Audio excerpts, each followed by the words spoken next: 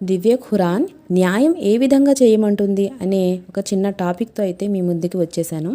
అయితే అల్లా తాలా మనందరికీ కూడా న్యాయంపై స్థిరంగా ఉండే సద్బుద్ధిని ప్రసాదించాలని కోరుకుంటూ నేను ఈ టాపిక్లోనికి వెళ్ళబోతున్నాను.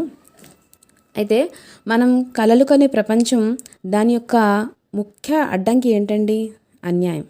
మనల్ని బాధిస్తున్న అనేక సామాజిక రుగ్మతలకు మూలాలు అన్యాయంలోనే దాగి ఉన్నాయి. మన మనస్సాక్షి కోరుకునే ప్రపంచం సాకారం పొందాలంటే కావాల్సిన మొట్టమొదటి ఆవశ్యకత మానవ జీవితపు అన్ని దశల్లోనూ నిర్దిష్టమైన రాజీ లేని న్యాయం జరగడమే. దివ్య ఖురాన్ కోరుకునే ఆదర్శ సమాజానికి కావాల్సిన ముఖ్య అంశం ఏంటండి? న్యాయం. న్యాయబద్ధంగా వ్యవహరించమని తన అనుచరులకు దివ్య ఖురాన్ కోరుతుంది. న్యాయంగా ఉండేవారిని దేవుడు ప్రేమిస్తాడని దివ్య ఖురాన్ ప్రకటిస్తుంది.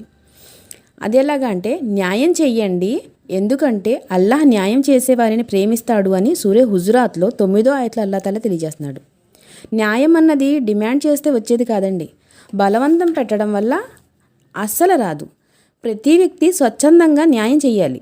దివ్య ఖురాన్ ఇప్పటికే విశ్వాసాల ద్వారా స్వీయ నియంత్రణ ఏర్పాటు చేసింది.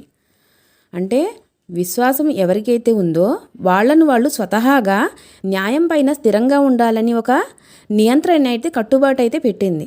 దానిపైన స్థిరంగా ఉన్నప్పుడే అది సాధ్యమవుతుంది. అల్లాహ్ తాలా దివ్య ఖురాన్లో ఏమని తెలియజేస్తున్నాడండి? ముస్లిములారా, అమానతును అంటే అప్పగింతలను యోగ్యులైన వారికి అప్పగించండి, ప్రజల మధ్య తీర్పు చేసేటప్పుడు న్యాయంగా వ్యవహరించండి అని సూరే నిసాలో 58వ ఆయతలో అల్లాహ్ తాలా తెలియజేస్తున్నాడు. ఇంకా తర్వాత ఏమంటున్నాడండి? విశ్వసించిన ప్రజలారా, అల్లాహ్ కొరకు సత్యంపై స్థిరంగా ఉండండి, న్యాయానికి సాక్షులుగా ఉండండి. ఏదైనా వర్గంతో దానివల్ల ఉన్న వైరం కారణంగా మీరు ఆవేశానికి లోనై న్యాయాన్ని త్యజించకండి, న్యాయం చేయండి. ఇది దైవభక్తికి సరిసమానమైనది అని సూర్య మాయిదాలో 8వ ఆయతలో కూడా అల్లాహ్ తాలా తెలియజేస్తున్నాడండి. అంటే బలమైన భావోద్వేగాలకు లోనైనప్పుడు మనం న్యాయం చేయమని తన అనుచరులకు అల్లాహ్ తాలా హితబోధ చేస్తున్నాడు. సాధారణ పరిస్థితుల్లో న్యాయం చెప్పుకోదగ్గ డిమాండ్ కూడా ఉండదు.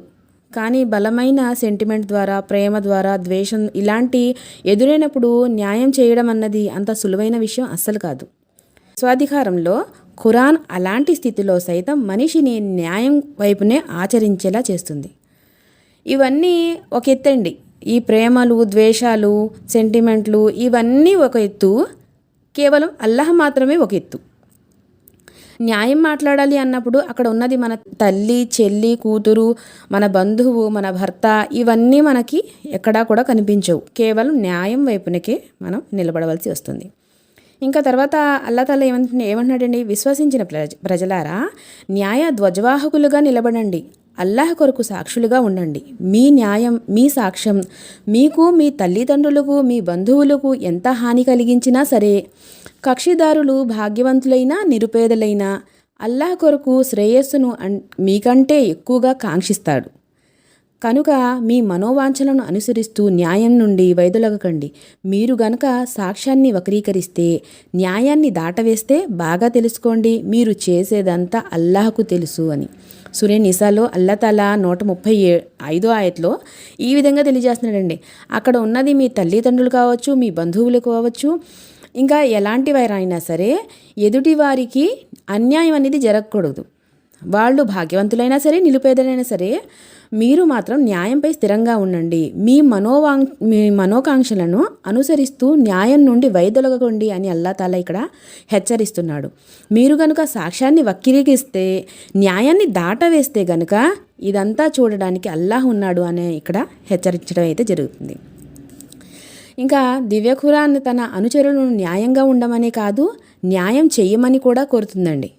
అంటే కేవలం మనం న్యాయంగా ఉండడమే కాదు, మన దగ్గరికి ఎవరైనా న్యాయం కోరి వస్తే మనం కూడా న్యాయం చేయడానికి సిద్ధంగా ఉండాలి. న్యాయం ఎక్కడైనా న్యాయంగానే మాట్లాడాలి.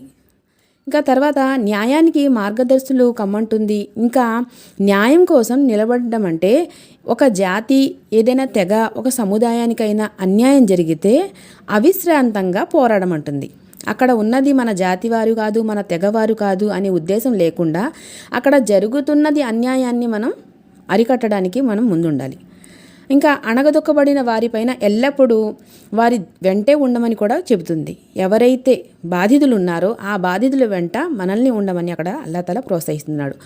మేము మా ప్రవక్తలను స్పష్టమైన సూచనలతో హితోపదేశాలతో పంపించాము. వారితో పాటు గ్రంథాన్ని త్రాసును అవతరింపజేశాము, ప్రజలు న్యాయంపై స్థిరంగా నిలబడాలని అని అల్లాహ్ తాలా సూర అల్ హదీద్లో 25వ ఆయతలో కూడా తెలియజేస్తున్నాడండి. అంటే ఇక్కడ చూడండి, న్యాయం కోసం స్థిరంగా నిలబడమని అల్లాహ్ తాలా గ్రంథాన్ని అవతరింపజేశాడు, ఇంకా త్రాసును కూడా పెట్టాడు. అంటే చెప్తారు కదా, అల్లాహ్ తాలా ఏ చిన్న లెక్క అయినా తీసుకుంటాడు.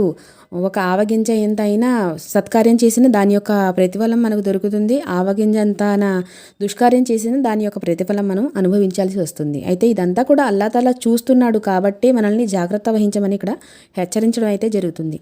బలమైన విశ్వాసాన్ని పునాదిగా చేశాక న్యాయానికి ప్రాముఖ్యతనిచ్చింది దివ్య ఖురాన్. అంటే న్యాయం చేయమని దివ్య ఖురాన్ నిస్వార్థంగా తెలుపుతుంది. అది అక్కడ ఉన్నవారు మనవారా కాదా అనేది పక్కన పెట్టి న్యాయంపై స్థిరంగా ఉండాలి.